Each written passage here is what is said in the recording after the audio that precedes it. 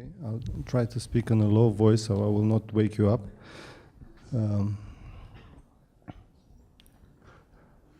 Right. You had a marathon of presentations with a lot of information. I'll try to skip whatever was already presented in previous talks. What I suggest to discuss today with you is the defense part. And the previous presentation was quite good for introducing into this subject. And I will ask you to do very simple gymnastics, just to raise your hand if you are responsible for security in your company, directly or indirectly. Okay, so just a few hands. That is because a security operations center is really like a F-35 fighter jet. Until you start flying it, you have to do quite a lot of training. All right, just a few words about us, just to jump at the subjects. We are a cybersecurity division inside a company called CertSign. We registered a private cert for incident response called UTI cert. And we do this, we did it from scratch from 1.5 years ago. Managed security services, basically, from consulting to operational security and incident response, which is quite a challenging task to do. My theme today is about defense side, and we worked in the past, let's say, more on the defense, on analysis, on incident response, on forensics. I will just skip this side, not brag too much, and just introduce, let's say, the main topic. And I could just stop at this slide and say that attack is easy, the defense part is hard. This is a hacking conference, everybody is quite excited about the offensive part. But what I invite you to think about is that the industry, the companies that would hire security professionals and security experts are mostly looking for good professionals that will understand also the defense part. Because if you know how a system can be hacked, that does not necessarily mean that you also know very well how to defend it, how to implement proper defenses. And I'll start with just an overview of why we are here and why this kind of problem exists, and end up with two practical demonstration that if you are responsible of security, you can implement them in your company. So just a few words about the problem, because it's quite late and I will try not to bore you too much. At the topmost international level, the cybersecurity is recognized as a serious risk. That is a systemic risk. In a study by World Economic Forum that looked at all categories of risks, cybersecurity risks are considered systemic risks. What does it mean? It means that a small change in this risk posture can have influences and cascade into all kinds of other risks. The higher likelihood and impact is, of course, with cyber attacks, but there is also data fraud and theft and critical infrastructure. And you've been through presentations these days covering this kind of aspects. Also, United Nations did similar research, but not necessarily on risks, on all categories of risk, but specifically on cyber risks. And of course, we saw different kind of attacks, different kind of factors that influence this category of cyber risks. And the largest one, at least for private companies, is consistently compromised computers. That is because, for instance, for public companies, and this is usually highly publicized, is data theft. For now, the private companies have the the breach assign them as the main risk factor. Now, this kind of dynamics are thought, and all the policies from national level to European level and so on are thought on the longer terms. And when you look at a factor on the longer term, you look at accelerators and inhibitors. What can aggravate this kind of risk and what can decrease it? And one of the accelerators is, of course, the ecosystem, the cybercrime ecosystem.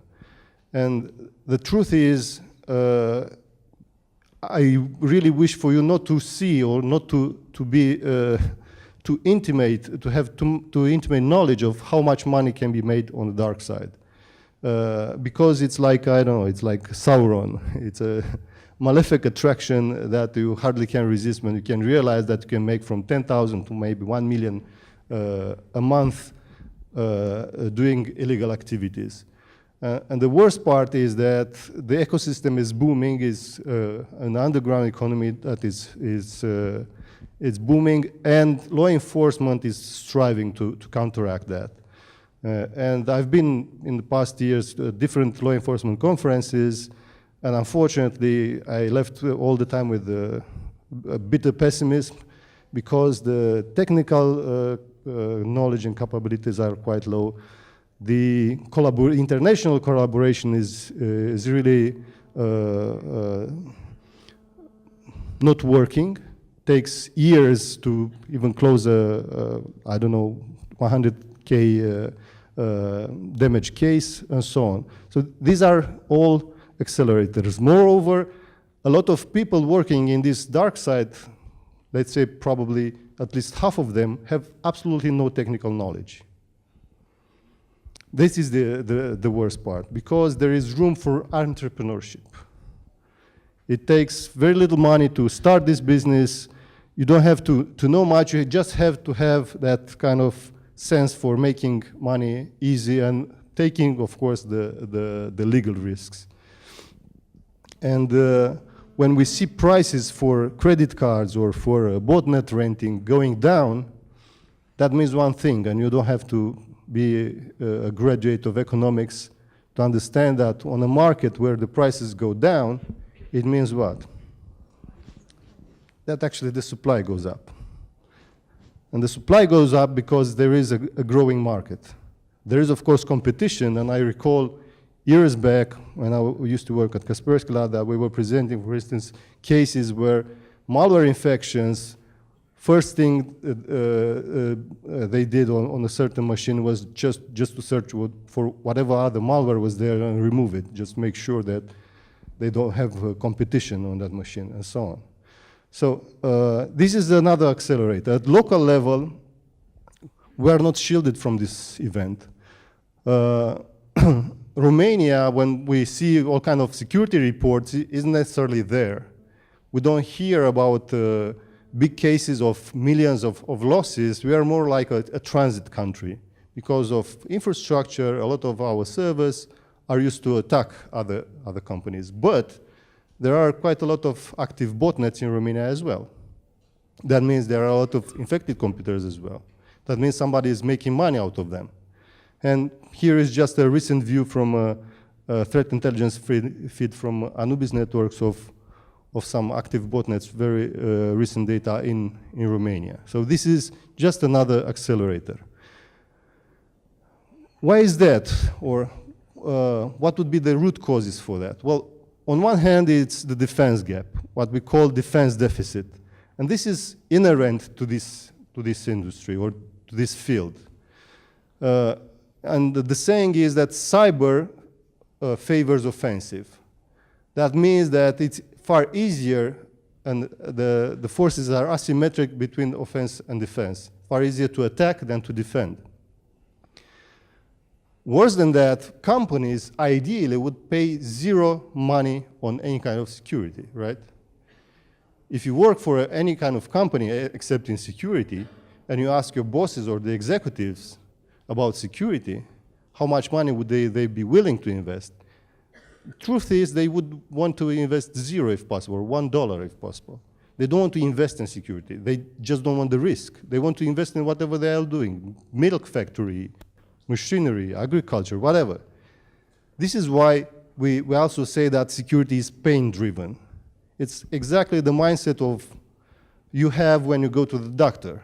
Ideally, you will not go to the doctor at all and pay no money and do no analysis. But you have to do it at some point because you feel sick. It's the same thing, but it's a different scale. And the detection deficit stems from this asymmetry. And if we look, this is from the famous study of Verizon data breach incident report. Throughout the years, there was always a gap between the time of compromise and the time of discovery of the compromise. Regardless or notwithstanding all the advances in technology, detection technologies, architecture, anti-malware and so on, there was always this gap. And one of the causes is because defense is really hard. It's tackling complexity of a larger scale. And as one IRA terrorist said in '84, we have to be lucky once, you have to be lucky always. This is actually, unfortunately, the mindset of the defender. You have to make sure that you are right all the times. And this has actually prompted a new wave of thinking that you may have heard recently, which is called somehow oxymoronously offensive defense. This is just an expression of our frustration with this complexity of defense. We get attacked and compromised from all directions, and we would definitely like to attack somebody. Let's hack back. Whom? I mean, this is another factor that affects, that favors offense. Lack of attribution, and this is a holy grail of the security industry. And companies like, famously now, a bit ironically, Mandiant pointing to China, or, I don't know, CrowdStrike pointing to Russia. It's really hard to do attribution, it's really hard to do actual offensive, because you don't know exactly who to hack back.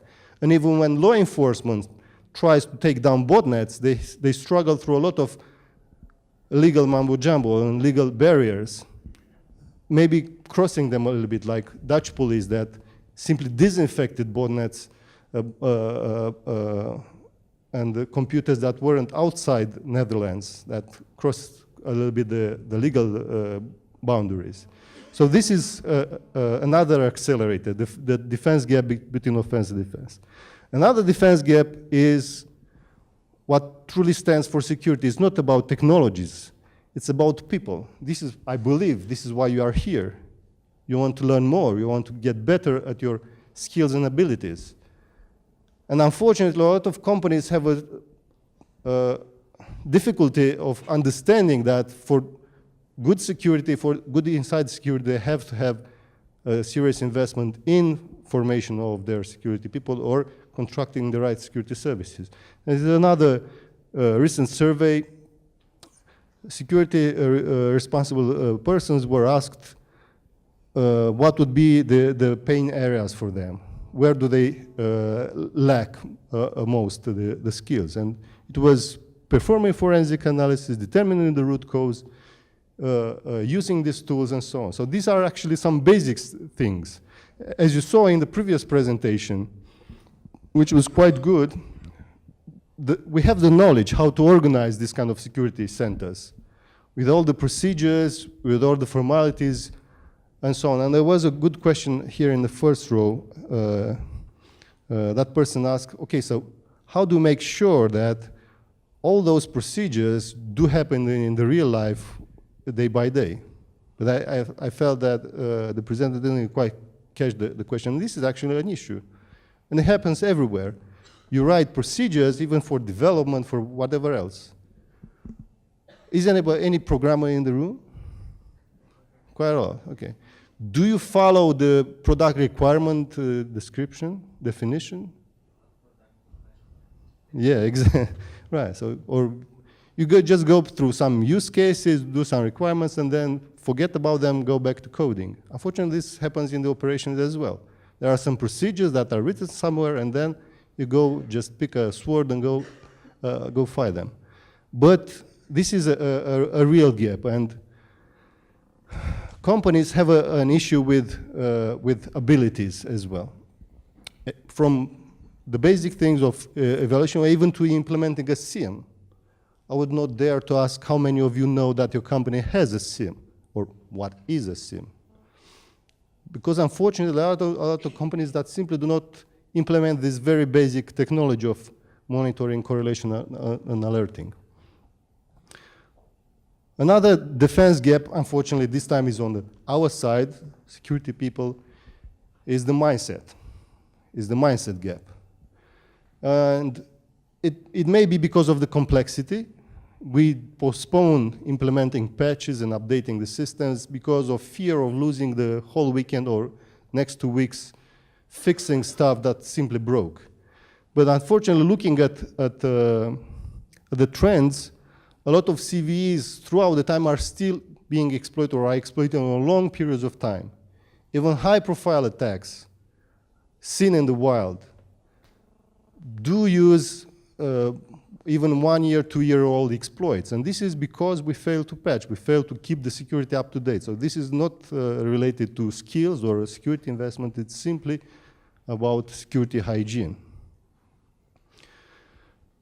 Moreover, it's not only about, and this is another mindset problem, it's the outside guys, especially, okay, Russia and China, attacking us, and everybody inside is a good person. If you look at this study done by Forrester, 34% of the attacks were actually originating from inside. That may mean insiders, or that may mean employees clicking on stupid cat videos or whatever.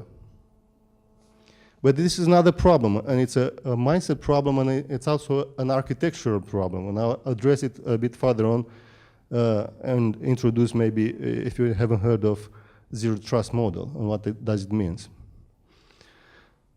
To complicate the things, of course, as the technology evolves for security measures, the attacker or the adversaries advance their skills as well.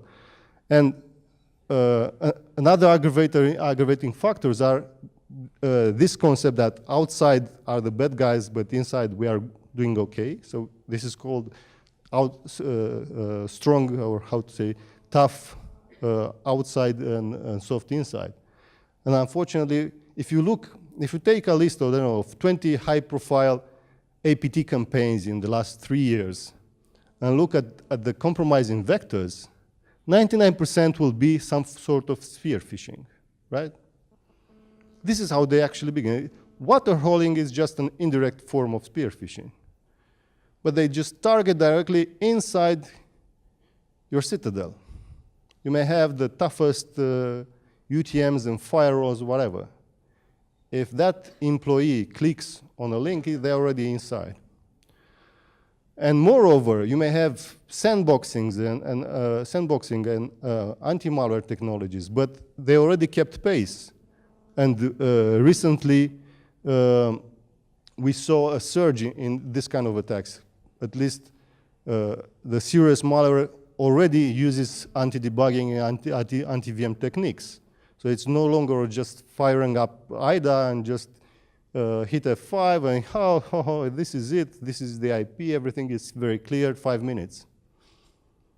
Not at all, or just sending it to Cuckoo Sandbox and there it is, all the indicators, all the URLs, all the IPs, and we've done our job. Unfortunately, it got complicated because, let's remember, these guys are making a lot of money by using our infrastructure. So they want to keep growing their business. Moreover, unfortunately, antivirus vendors and security vendors or OS vendors do not keep up the pace either. We just made a test recently, Cosmin just showed in one of our internal trainings a very simple PDF mangling with the Metasploit payload, bypassing half of the antiviruses on VirusTotal. And that was, I think, 2008 or something. 2010. 2010. So if that is possible, that simple technique is possible just to trick an antivirus to not see a payload in a PDF, imagine a very determined attacker how easy it would be to just bypass AVs. And the same goes with the vendors. And if you are familiar with the pass the hash and all the related attacks that are easily coded in Mimikatz, that is actually a structural or architectural flaw in how Microsoft thought these services. They are trying to address it right now, and I think this summer at CodeIgnite, they released a product called Microsoft ATA that is specifically designed to catch this kind of attacks against Active Directory. But it's still a problem, and I think 99% of the companies still do not have proper countermeasures to this kind of attack, which is quite direct against the AD, and from there we have the keys to the kingdom. And there's more. Unfortunately, there's even more. Why? Again, because they're making money out of it. We see attacks using PowerShell or VMI interfaces. We see different methods of exfiltration through unusual protocols, or maybe right now they are quite usual. And if you talk to security people, they will just install some AV, put some UTM in front, and think they are doing quite okay. Why is this relevant? And we saw even with so-called senior CSOs, they didn't even realize that there is malware out there that simply exfiltrate over HTTPS on Google Drive. How do you catch that? You have to think a little bit further. And to complicate the matters, even if you do some sort of HTTPS traffic inspection, there are still techniques to hide the outbound connection through different addresses if you use a hidden Tor service. And this is already quite advanced attack or technique that doesn't really have an easy solution. So on one hand, we have, let's say, a structural problem of defense, a mindset gap, a technology gap, an abilities gap, and a race that is always trying to catch up. We have a defense deficit of catching the attacks. What does it mean? If we are to look on the longer term, it can only mean one thing, that defenses will be harder and harder. But on the other hand, hopefully, the executive level will realize that this will impact their business reputation and financial losses as well. So let's have a look at some very simple defense fundamentals until we get even more practical. And these are just some recommendations. I'll try to skip what was already presented in previous presentation. The starting point should be, okay, not an exhaustive list of things that you need to fix. There are very good guides like Sun's top 10 security controls, and they are quite actionable. If you look them up and see the guiding for implementing those controls, they are not that complicated. It's not an ISO of 200 pages that you need to read that is very boring and no command line there. It's quite actionable, and this can be a very good starting point. From segregating the roles, doing asset inventory, and so on and so forth. So this is a very simple thing. I call it step one, to know at least what are the best practices in your industry if you are responsible for security. And best practices involve both, let's say, policy approach, but also technical approach. And from the technical approach, if you are not familiar, I advise you to get acquainted with what the intelligence-driven defense means, what zero trust model means. If you have a security operations center, you are already probably in the very lucky 10% of the companies. Another very good practice is not to have only a response team, but to have a hunting team that would look for potential indicators of attack in the network and so on. So getting to know the best practices is the first step of enlightenment and better security. A second step would be what previous presenter also said, to know what assets you have in your company and know them programmatically. That means you don't have an IT audit meaning actually an inventory, once a year just to see where are those lost laptops nobody can find. Or where is that server that answers to ping, but nobody can find it. Something like this. It's having them integrated in systems that are continuously discovering and can point out exactly what you have in your company. And of course, to assess them, to see how they stand from the security point of view. And there are very good security software for that, for doing them on a continuous manner. Continuous vulnerability management, that means to know exactly all the services that are being exposed inside and outside. Moreover, once you do that, you know what are your assets, you know what are their current vulnerabilities. You need to do at least once a year an exercise of threat modeling, because not all the vectors are relevant. As you may very well know, there are published vulnerabilities that do not get exploited.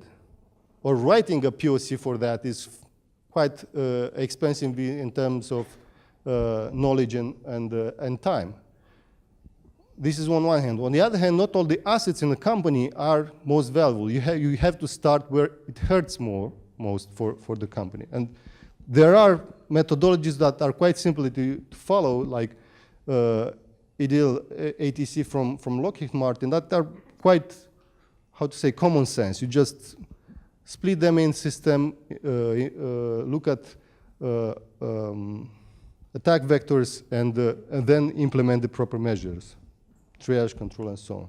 And lastly, and this is a really difficult thing to do, but is one of the best things you can do in a company, either with the simplest CM you can find on the market or with solutions like Arcsight, we will show a bit later on, is to do proper security monitoring. Implementing a CM in a company simply gives you a dashboard so you can know what happens there. And this process can take somewhere between half a year and 1 year. Why? Because you have to do like what the previous speaker said. You have to define what you want to monitor, what are the cases, what are the data sources, ingest them correctly, correlate them correctly. But after that, you have a dashboard you can simply fly with, because you have real-time alerts and you can actually react and close that defense gap between 200 days, the average time between a breach and detection, and probably to several minutes or hours. And of course, it's also, again, it's about people, and training people and forming people for monitoring, analysis, and triage is quite difficult, and there are, unfortunately, no such disciplines. And when we look at the industry, at the universities, there is actually no seriously thought track for education on forming this kind of profiles of security professionals. What to say more? That monitoring without enrichment with threat intelligence is halfway through. One thing is to see that, I don't know, from net flows you see a considerable traffic to some IP address that doesn't tell you anything. You just look it up and who is it? Some server somewhere, maybe on Amazon cloud. And totally different thing is to have the information from a threat intelligence feed saying potential CNC or known botnet server. That is an immediate flag that you have an infection in your network. And this happens by integrating this kind of feeds, and we will show an example just a bit later on. And of course, you have to not wait for an incident to happen. There are stages for preparing for that. Moreover, threat intelligence, unfortunately, right now is spread over several standards, but they converge somehow. Of course, the most used one is right now is OpenIOC or IOC format, even YAML or simple text, right? Some IP, some MD5. But there was a consistent effort by MITRE organization, which is a non-profit American organization that works with DHS, Department of Homeland Security, to define these standards, all those standards with dark blue, that help capture this kind of information. capture information about the objects, the cyber observables, the actors, the method, and the attributes of manifestation of malware and threat actors inside the network. So you can easily share this kind of information. And sharing in the security community is very important because it allows and enables others to act on this kind of information. I'm not saying that you have to go through all these standards, but at least get acquainted with Cybox, Stix, and Taxi, for instance. And I will just skip that, as previous presentation already spoke about organizing a SOC. It takes a team, it takes the skills and the full organizational steps. What happens most often is, as it happened with TCP/IP, there was a body of standardization working out all the details, and there was the industry taking up the most practical part, which was the 4-layer TCP/IP. The same happened with OpenIOCs. The persons responsible with doing incident response just pick up the indicators and starting and develop their own way of doing things. And this is a very simple methodology proposed by Mandy, and actually they mostly formalize it some or put it in words. It's just finding a lead during an incident response, capturing under one form or the other the actual indicators, and working of discovering others, going to next stations, and drawing up the map of an attack. So that was just a brief overview of the factors, why the problem is so serious, why defense is hard, what would be the basic security fundamentals for defense, and we'll get to the main theme of this presentation, which is to give you an idea of how you can start bettering up your security with a very simple thing, which is monitoring your DNS requests.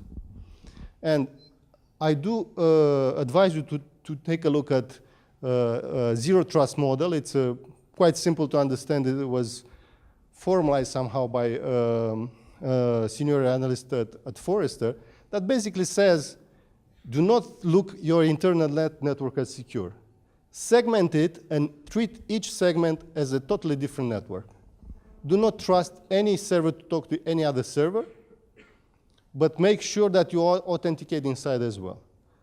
A corollary to that would be that if this kind of internal network is to be seen like any external network, then we should make sure that we monitor each and every component inside. And one very simple, very handy way of doing that is by monitoring DNS requests. Why? Because any malware needs to connect to some CNC or some intermediary step, right? Intermediary server. Hard coding IPs is not very efficient because they are easily blocked or easily blacklisted and shared with a security community. So they will definitely use some sort of trickery there to connect to their server. And we will look at two cases: a domain-generated algorithm, which is another way of tricking the exit guardians, and very simple thing as checking a blacklist in a threat intelligence feed. Moreover, as I said earlier, DNS can be exploited for other things. For instance, for data exfiltration. You can transfer quite a lot of data simply over DNS outside from the company. But we will not cover that one in this presentation. So let's get practical and see a first example of using DNS for integrated with a SIEM. Why so? Actually, I forgot I have this one, this slide. So this is a very simple view of how to think your internal network in terms of what was called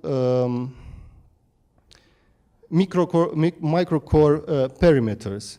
So if you do this kind of segmentation and treat each segment as being a separate network, you can implement controls at each checkpoint inside your network. So each service has to authenticate to any other server internally as if it would be any external client getting inside. And why is that important? As I said, because And why to look at the DNS? Because in the DNS you can fit anything. You can transfer, even if you think, okay, DNS is just a few packets. No, actually, you can fit inside the DNS even larger animals, right? All right, so this is the mandatory cat picture in the presentation. So let's have a first demo, and I'll ask my colleague to walk it through. Thank you, Theodore. So for today, I prepared 2 demos. One of them, actually the first one, is integrating threat intelligence into Arcsight. And I have a question for you. How many of you know what is threat intelligence and if you use it? Okay, only 1%, a few. Okay, in my demo I use Arcsight and collective intelligence framework for threat intelligence collection. Collective intelligence framework is an open source tool, and I think it's very, very powerful because it allows me to collect information from many sources, aggregate it, making the duplications. And after all of these things, I can generate some threat intelligence feeds. In my demo, I generate only a few minutes because I want to show in the video all the steps. Actually, you can use collective intelligence framework with any other CM solution. We use Arcsight intern, and also we offer services based on Arcsight solution. So, hit that, please. Scusa.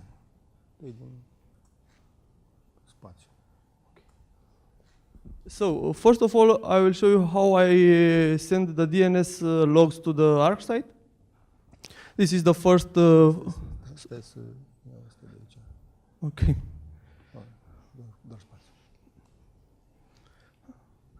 Okay. For that, I create I create an active channel, and like you see, all the logs are now in the CM.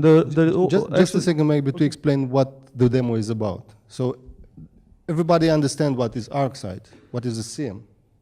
Okay, it's a monitoring and correlation solution where you get all the logs from everything, from window system event, from your firewall, from your Exchange server, postfix server, whatever. You don't get absolutely everything. You just get the logs you need.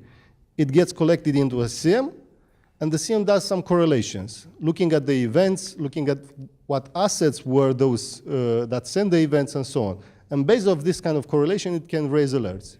It can be a simple alert like you have a connection to a CNC server, but it can be more advanced alerts like this external IP does a lot of IP fragmentation, and by the way, you also have a connection from your proxy server to some internal network at the same time. So it can correlate several types of categories of events and raise an alert for you. What we will show is the simplest way you can do this kind of security monitoring by integrating a threat intelligence feed, which is a feed in different formats. Most of the time it's comma-separated value, but you can find it as XML or so, that contains IPs and domains known to be bad. There is an open source framework called Collective Intelligence Framework that you can use it from tomorrow that collects this kind of information. And the point of the demo is to show how you can integrate this kind of threat intelligence feed with a CM. And in this case, the CM is Arcsight, but you can use Splunk, you can use even Logstash, Kibana, and Elasticsearch. You can use QRadar, Logarithm, SecAlert, and so on and so forth. All right. Okay. One mention. Arcsight are using 2 main concepts, active channels and active list. In order to make some correlation, all the events must be collected in active channel or in active list. So, like I said earlier, I send all the DNS logs to the Arcsight through an active channel, And now we have all the logs in the CM. Okay, after that, we must create an active list for threat intelligence. All the information that we collect with collective intelligence framework are sent to this active list. There are a few steps. First of all, we must define the active list, a new one, set a name, customize all the details, the retention period, the capacity.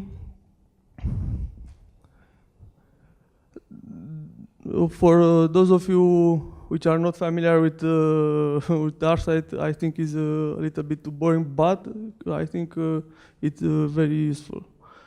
Okay, after that, we'll create the fields, because if the data collected from a SIF has some fields, and Arcsight don't know out of the box how to interpret that data.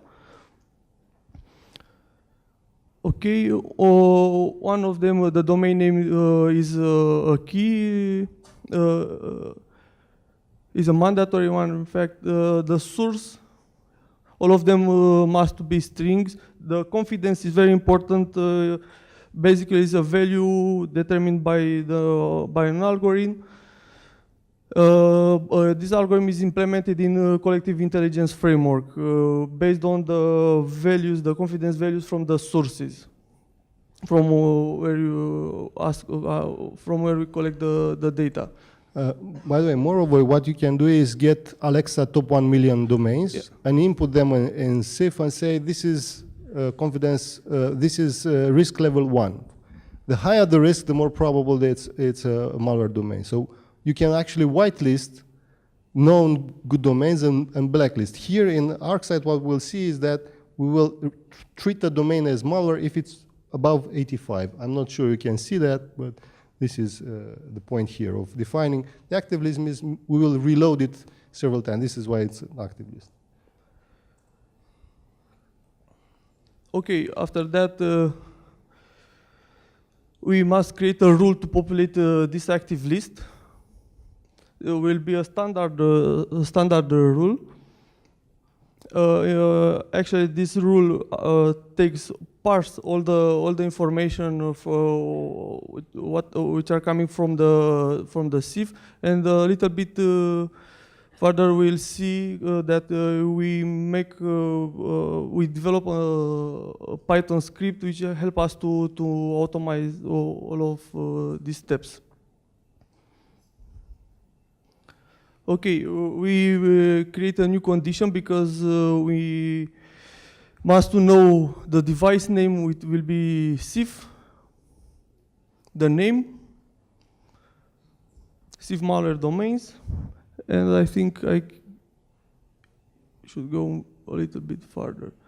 The actions, very important is to deactivate the on first event trigger, because in situations like this, the correlation rules will go into the circle, and we don't have any results. So how a CM works is that as soon as a rule that is defined in the system matches, that is called the correlation. It's an event. What we want is that as soon as the domain matched, and that turns into a correlation, not to match once again and once again and once again. This is the idea of specifying this kind of setting. So what we are configuring here is where to get the domain list from. This is the active list. And what are the rules that apply when checking any kind of incoming event, and where do we need to have events from? The DNS server, right? So the DNS server has to send us some events that will contain a domain. And when an event comes to the CM, events come over syslog, either syslog format or CEF format, which is very similar. So we have the CM. There are a lot of events coming from different devices. One of them are related, some of them are related to DNS. Okay, it's a DNS event. It contains a domain. Can I match it into my active list of bad domains? This is what we are configuring here. If it matches, then we raise we have a correlation, and then we'll see further on what we do with it.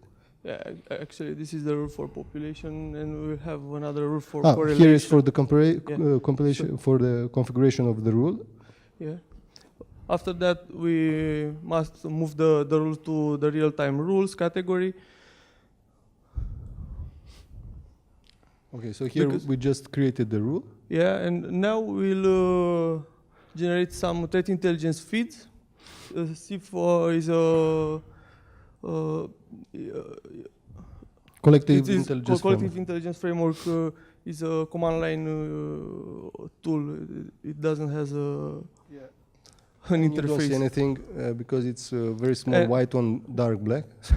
So we can maybe skip that and Yeah. just say a few words. So this is simply exporting with the command line tool from CIF To a CSV file. to a CSV, exactly. And then we will just send the CSV with the Python script to the CM like any other logging system that was sending something to the CM.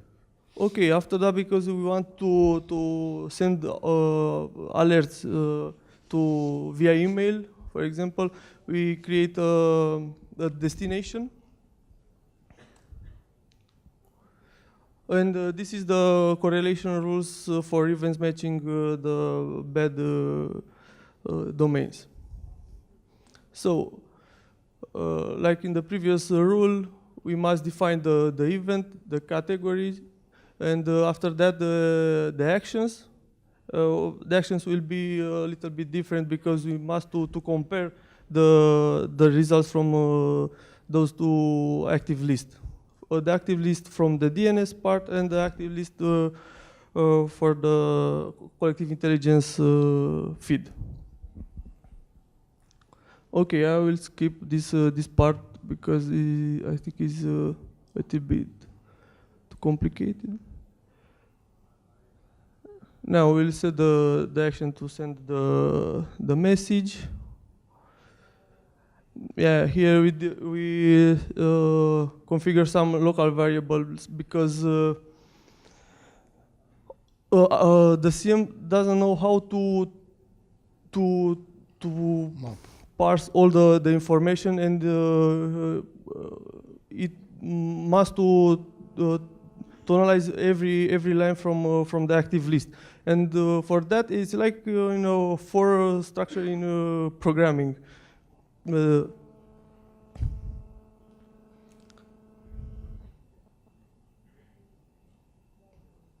Okay.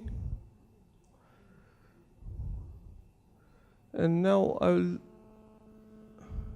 this is the final step. Here we'll make a ping to a malicious domain, and we'll see how fast the CM will trigger an alert.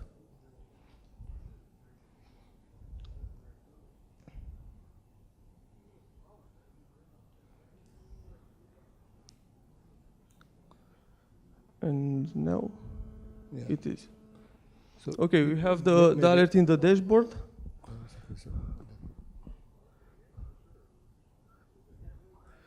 So on the first line, you'll see the trigger alert as soon as the log from the DNS server reached the CM.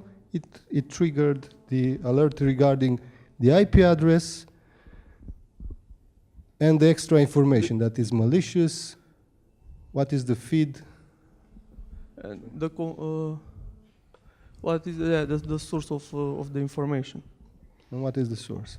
Yeah, and after that we'll receive an email with this alert and all the details regarding this event.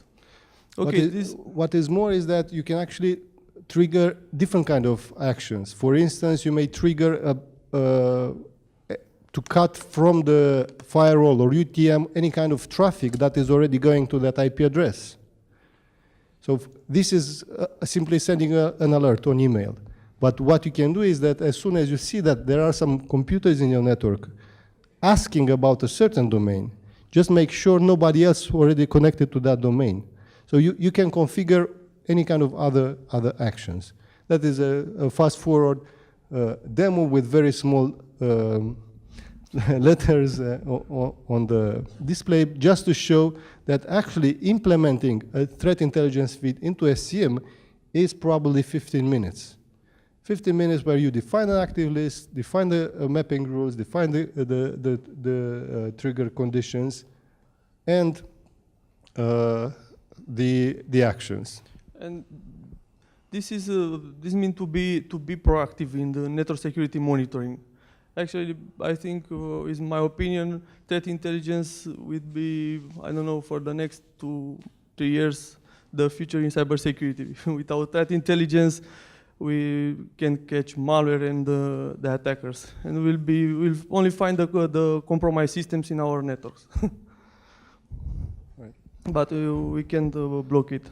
I will go further to the second demo. It's also about network security monitoring, and I will show you how to catch a known malware in your networks with Bro and ELSA. I use the Linux distribution Security Onion, and I customized there some dashboards. And from one of our investigation, I have some traffic sample.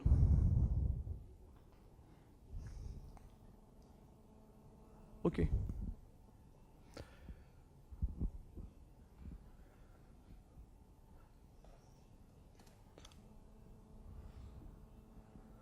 Okay, I will log into ELSA. ELSA is the dashboard utility in Security Onion. Isn't anybody using Security Onion? One. You are my colleague. Right. If you're not, you should have a look at it. Yeah. Okay. First of all, like I said, I customized a dashboard. It's an overview dashboard which allow me to view all the activity in my network. Practically, I use Bro in this demo. Bro is an IDS, intrusion detection system like Snort or Suricata. And I have a big sample from an investigation from a malware which used the domain generation algorithm. Do you know what is it, domain generation algorithm? Okay, this is a trick. Domain generation algorithm is a trick used by the malware developers to bypass the monitoring systems or the, I don't know, let's say passive DNS. If you are familiar with passive DNS, that malware, this malware bypass also passive DNS, because we'll see it use some request to another DNS server, not from that infrastructure. Okay. Practically, the domain generation algorithm generates a lot of DNS requests to the server, to the DNS. And when he touches the CNC domain, we'll have practically the callback to the server. And after that, we'll download the payload and we'll compromise the system. Okay, we see here that in our infrastructure have a lot of DNS requests. Practically, those of you which are familiar with network security monitoring will see very fast these things. And this is a trigger for you to make an investigation in your infrastructure. Okay. Also, we see some Snort alerts, but they are not related with the malware that I use in this demo. Only I include some traffic samples only to show you that not all the time IDS systems help you to identify very fast malware, and you must make some manual investigations, and and you must have the correct mindset. Okay, there are a few Snort alerts, and also in the graphic we see a lot of DNS traffic. So we conclude that we have a problem with the DNS in our infrastructure, and after that we must go further to see what happened in the infrastructure. First of all, we want to see the top NX domain, practically the domains for what the request was made. And here we will see something strange. Do you see the domains? Okay. So practically, we have here all the domains generated by the malware. Not all of them are alive.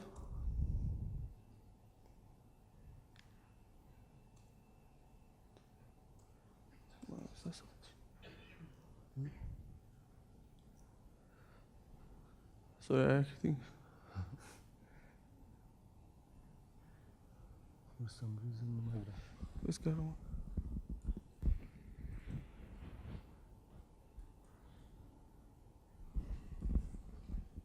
so for some reasons,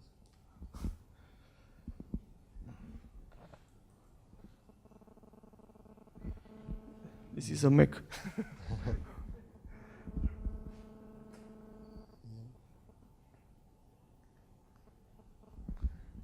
It's good only for hacking, not for playing videos. I don't know where it got hidden somewhere. Yeah, I think you have a backdoor. All right. Okay. Și poți să te play? Got stuck. Anyway. Q-time, nu știu de ce nu mai merge. I think this was the most interesting demo.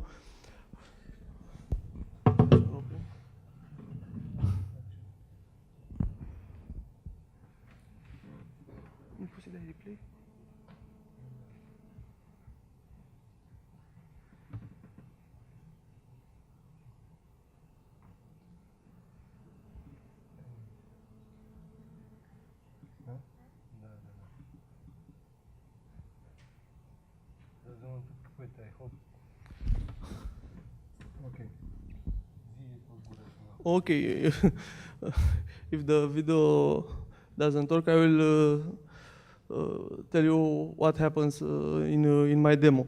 Actually, we see that we have an infection in our infrastructure, which is not related with the Snort rules. Actually, the malware makes some DNS request over TCP protocol on 53 port.